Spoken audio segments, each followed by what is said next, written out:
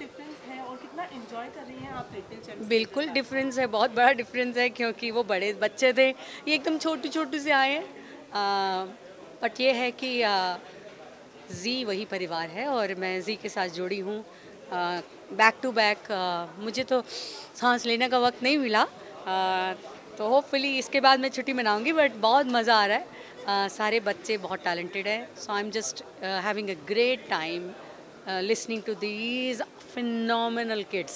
Okay, आज हमने trailer जैसा तो देख ही लिया है जी 4 बच्चों को गाते हुए, तो ऐसे में कितनी काफ़ी बेहतरीन सिंगर्स हैं जी, आप सब के बहुत साथ। बहुत तो बहुत क्या डिफ़िकल्टीज़ होती है जब हम बात करें सिलेक्शन की? सिलेक्शन में हम लोगों को कम डिफ़िकल्टी हुई है, लेकिन जो हमारी म्यूज़िक टीम है, as I already mention before also, कि मिस्टर आनंद शर्मा एंड अनुज कापू जी जो हैं, उनकी टीम पूरी अलग अलग सिटीज़ में जाके, अलग अलग जगहों पे जाके बच्चों को चुनते हैं।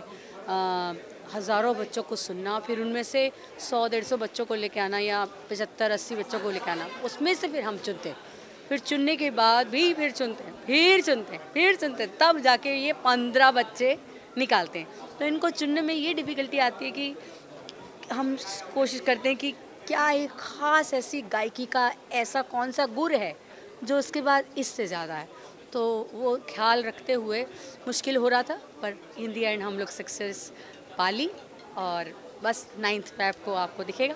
ओके मैम, ऑल्सो इंटरनेट एक ओपन प्लेटफॉर्म हो गया है, जी। जहाँ पे काफ़ी सारे लोग अपने टैलेंट ऐसे ही दिखाते हैं, तो कोई ऐसा किड है जो मतलब ऑलरेडी यूट्यूब पर सिंगिंग करता हो? इस सीज़न में अभी तक तो ऐसा कोई बच्चा नहीं है, पर इस सीज़न के बाद वो सारे बच्चे यूट्यूब तो क्या, हर प्लेटफॉर्म पे छा रहे होंगे। ओके और अगर बात करें तो कितने अलग अलग अभी तो मतलब बच्चे इतने टैलेंटेड हो गए हैं कि अपना खुद का फॉर्म लेकर भी बच्चे आते हैं सिंगिंग करने के लिए, तो ऐसा कोई बच्चा आया है? ऐसा कोई एक बच्चा जो अपना फॉर्म लेके आया हो? 15 बच्चे हैं, मेरे को रिवाइज करना पड़ेगा। ऐसा नहीं, एक बच्ची है जो कि हम लोगों को उसने एक चौंका दिया था, हमने सोचा गाएगी, बट गाने के साथ शी अभी अभी उमंग पुलिस अवार्ड हुआ है, जिसमें रणवीर सिंह जो है वो एक्साइटेड होकर पुलिस ऑफिसर की म्यूज़िक से रिलेटेड सवाल है। जी बिल्कुल, तो वो पुलिस के गोल में कूद के और उन्होंने कुछ अजीब सा पोस्ट किया है, तो जिसके लिए उनको ट्रोल किया जा रहा है, तो इस चीज़ को कैसे देखती हैं? ये म्यूज़िक से रिलेटेड कैसे? मतलब म्यूजिक के related. Sorry, I want answer this question. Okay, thank you. Line में तैयार है, तो कैसे लाइन में थी, लाइन में थी, लेकिन समीरा हमारी सीनियर है, ये भी तो सोचो, सीनियर की वजह से। ओके शान जी, सबसे पहले तो ये आपका कमबैक होगा 2014-15 आई गेस, उसमें भी आप थे और अब आ रहे हैं, तो मतलब क्या कहना चाहेंगे? वैसे जिस चैनल पर मैं था, that was also sister concern, that is a sister concern of Zee only ना, तो एन टीवी तो पार्ट ऑफ जी ओनली, तो कम बैक नहीं है। I am very much in the same family, एक कमरे से दूसरे कमरे में आया हूँ। तो 2014 से ये मैं जब लिटिल चैम्प्स किया, उसके बाद 4 सीज़न किया वॉइस का, तो ऑफकोर्स शो अलग था, लेकिन back to little champs. Okay, इस सीज़न के बारे में क्या कहना चाहेंगे, क्योंकि पिछले सीज़न के बारे में अगर बात करें तो ऑलरेडी एक मार्क सेट कर दिया है, 8 महीना चला था वो शो, तो इस सीज़न के बारे में क्या कहना चाहेंगे? नहीं, डेफिनेटली देखिए, 8 महीना जो शो चला था, उस तरह की जो टीआरपी थी, उस तरह का जो एक हंगामा था, हर बार तो नहीं हो सकता। मैं ये एक्सपेक्ट भी नहीं कर रहा हूँ कि उस तरह का एक तहलका फिर से मचने वाला है, क्योंकि वो चीज़ें हो जाती हैं, उसको आप प्लान नहीं कर सकते, उसको आप डिज़ाइन नहीं कर सकते। लेकिन टैलेंट की अगर बात किया जाए, तो मुझे लगता है कि हमारे पास बेटर टैलेंट है। अब ये अगला दूसरी बात है कि किस बलबूते पर ये शो चले ना चले, लेकिन talent is stronger this year. Okay, अगर बात करें जैसे बच्चों की, आज हमने ट्रेलर तो देख ही लिया है, काफ़ी अच्छे गायक हैं, तो ये तो सिर्फ ट्रेलर हुआ, कितना टफ हुआ आप लोगों को सिलेक्शन के दौरान? आप समझ ही सकते हैं कितना टफ है। ऐसे आपने सिर्फ, क्योंकि हमारा वक्त की कमी है, तो हम लोग ने सिर्फ 4 सिंगर्स को सुना है आपको, और सिर्फ 15 सिंगर्स को लेना था फ्रॉम 75 सिंगर्स। तो आप समझ लीजिए, सब एक से एक, ऐसे एक से बढ़कर एक। ओके, जजेस पैनल के बारे में कल रात को ही ख़त्म हुआ प्रोसेस, सोया ही नहीं हूँ। ओके, जजेस पैनल के बारे में क्या कहना चाहेंगे? रीचा मैम है, मतलब प्रोसेस 9 बजे तक ख़त्म हो गया था, घर जाके मैं सो नहीं पाया, मतलब उस टेंशन में कि मैं सही किया गलत किया, ऐसा था। आजकल यार कुछ भी काट के कुछ भी कर देते हैं, मैं डर जाता हूँ। ओके, सो जजेस पैनल के बारे में क्या कहना चाहेंगे? रीचा मैम है साथ में, अमाल जो वो डेब्यू कर रहे हैं इसमें, तो उन लोगों के साथ में कभी नोक-झोंक हुई किसी चीज़ को? बिल्कुल नहीं, होने का सवाल ही नहीं है, क्योंकि एक म्यूचुअल रिस्पेक्ट है, म्यूचुअल लव है। हम दोनों अमाल के साथ सिंगल किया, उससे पहले जब अमाल सबसे पहले जब अपना फिल्म का म्यूज़िक किया था, I was his first singer who sang for him. Dabboo ji लेकर आया, मेरा बेटा म्यूज़िक कर रहा है, so I know him since then, I have seen him grow and you know Armaan के साथ उनका भी जब टेलीविज़न डेब्यू था, so I know the family since then. Dabboo ji, Jyoti भाभी, देर ऑल फैमिली, सो ऐसी कोई टेंशन की बात ही नहीं है। एंड रिचा जी के साथ तो बहुत, I mean she is darling, इतने सालों की हमारी कनेक्शन है। वो शायद 15 साल की थी जब बम्बई आई पहली बार, और पहले ही हमारे घर मेरे डैड और उनके जो मैनेजर थे उनकी वो बहुत गहरे दोस्त थे, तो बोले बम्बई जाऊंगा तो ऐसे फैमिली से मिलाऊंगा, तो उसके बाद उनका घर में जाना आना रेगुलरली था। ओके, लास्टली शायद आपसे एक पॉइंट ऑफ व्यू भी लेना चाहेंगे। अभी अभी उमंग अवार्ड्स हुआ है, जिसमें रणवीर सिंह जो थे वो पुलिस ऑफिसर के गोद में कूदे और उन्होंने कुछ पोजेस दिए जिसके लिए उन्हें ट्रोल किया जा रहा है, तो ये ट्रोलिंग एंड नॉइस को कैसे देखते हैं?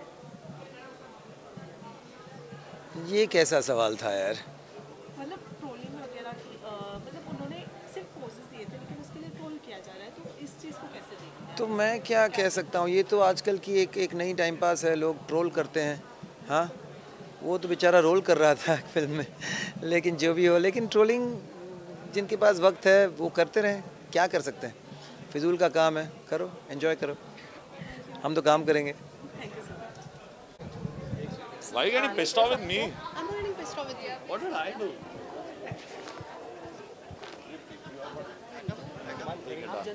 Now before. Okay, so Amal as a judge debut कर रहे हैं जी, इस डेब्यू मलिक। okay, so काफी बड़ा प्लेटफॉर्म है, सारेगामापा सबसे बिल्कुल, बड़ा प्लेटफॉर्म बिल्कुल, माना जाता yes. है, तो कितना लाइक प्रिविलेज मानते हैं अपने आप को, या फिर कितना जरूरी है अपने करियर में ऐसा बड़ा प्लेटफॉर्म मिलना? इसके बारे में ज़रूरी पता नहीं, ज़रूरी नहीं, आई थिंक सब कंपोजर्स की ड्रीम होती है। मेरे लिए ये अभी भी ड्रीम है, मैं यहाँ पे खड़ा आपको इंटरव्यू दे रहा हूँ कि 27-28 की एज में मुझे नहीं लगा था मैं जज बनूँगा, मुझे तो लगा था 30 में डेब्यू होगा of as a music director.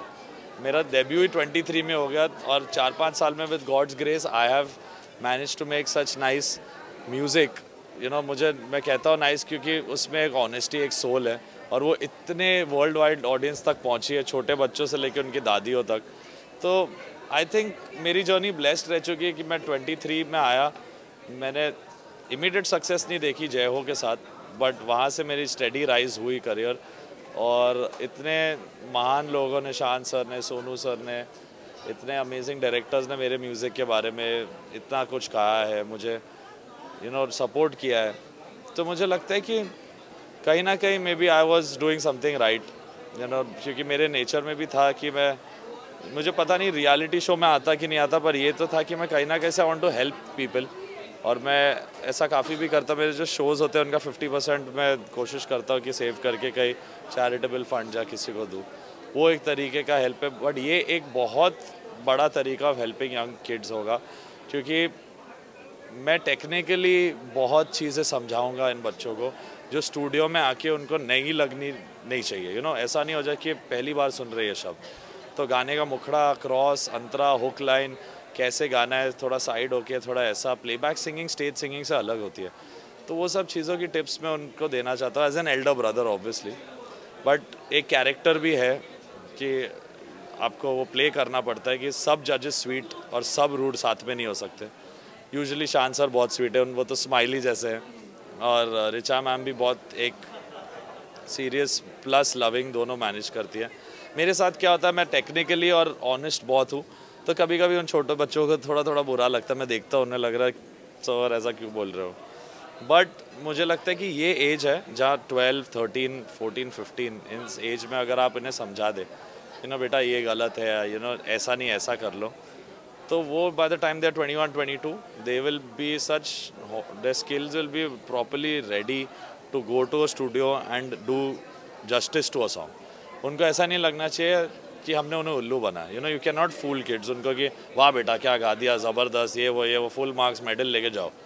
कहाँ जाओगे? वो मेडल आपको इधर मिलेगा, जब रियलिटी शो से बाहर आओगे then the reality will hit you कि ये मेडल कुछ मैटर नहीं करता, आप स्टूडियो में कैसा परफॉर्म करते हो उस दिन वो मैटर करता।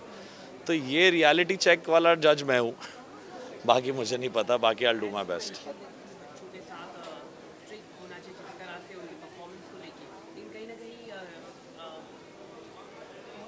बोलना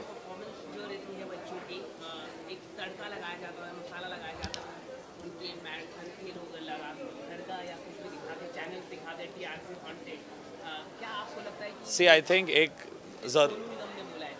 किसने बोला कि वो ऐसी चीज़ें होती है, बट मैं मानता हूँ क्योंकि क्या है, लोग भी उस ज़माने से आज तक ऑडियंस भी बदल गई है। ऑडियंस और जानना चाहती है हम किसे सुन रहे हैं, क्या है इसकी स्टोरी, कहाँ से आया है, वो भी बहुत ज़रूरी है ना।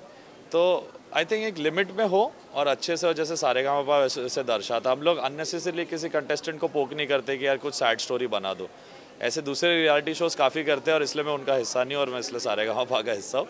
बट नहीं, मुझे लगता है कि हर एक आर्टिस्ट, कल मैं अगर किसी को टीवी पे देखूँ, मैं जज भी नहीं, ऑडियंस जैसे देखूँ, I will want to know कि ये कहाँ से आया है, क्या सीखा है, क्या बैक स्टोरी है, जानना है लोगों को। वो एक लिमिट में हो, 2 मिनट का आप क्लिप दिखाओ करो और फिर उसे वो सिंगिंग भी उसकी दिखाओ, सब कुछ एक इक्वल प्रोपोर्शन में, तो मुझे नहीं लगता problem. I think Sonu sir also knows की ऑडियंस उस टाइम से आज के टाइम पे सब लोग अपने आज फॉलोअर्स है हम लोगों के ना, आज फॉलो करते हैं लोगों को। तो मेरे को भी जानना है कि मैं अगर इसको फॉलोअर बन रहा हूँ इस इंसान का, कल मैं फ़ैन बन गया किसी का समझो शो पे, अगर मैं जज नहीं था, ऑडियंस था, तो मैं तो ढूंढूंगा अरे यार ये लड़का आया कहाँ से, इसने क्या सीखा है, क्या है। तो जब आप फ्री में आप टीवी पे बैठे बैठे आपको उसकी जर्नी दिखती है, तो then why would anyone have a problem. Overdramatic नहीं होना चाहिए। ओके सर, आपने फॉलोअर्स की बात की है, जी। एक पॉइंट ऑफ व्यू आपसे जरूर जानना चाहेंगे कि अभी इंडियन अवार्ड्स हुआ है, हाँ। जिसमें रणवीर सिंह जो है वो पुलिस ऑफिसर जैसे पोज देने के लिए उन पर कूद के उन्होंने पोज दिया, जिसके लिए उन्हें ट्रोल किया जा रहा है। क्यों?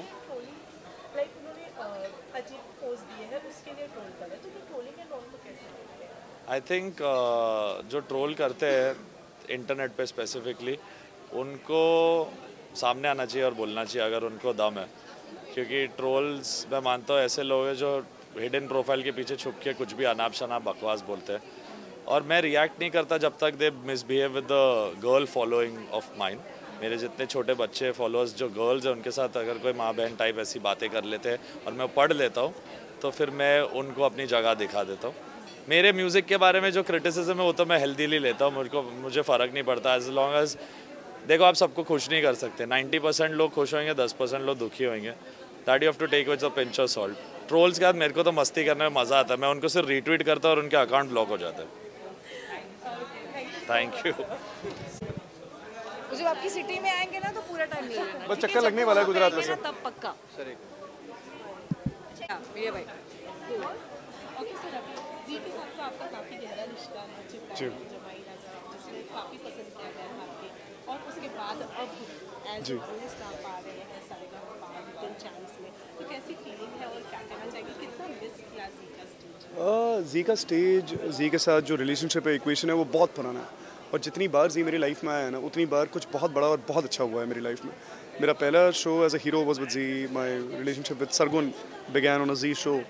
जमाई राजा के बाद मेरी ज़िंदगी कहानी एकदम बदल गई। अब सारेगामापा लिटिल चैम्प्स है, मैं दावे के साथ कह सकता हूँ ये show is going to be my next tipping point. मेरा रिलेशनशिप भी जी के साथ ऐसा है, जितनी बार हम जुड़े हैं एक साथ, उतनी बार कुछ अच्छा हुआ है, यू नो। सो ओके, अगर बात करें हमने काफ़ी प्रीवियस सीजन है, बच्चे काफ़ी बोली करते हैं, रोज़ करते हैं, तो आपके साथ में ऐसा कुछ हो रहा है? नहीं, ऐसा नहीं हो रहा है।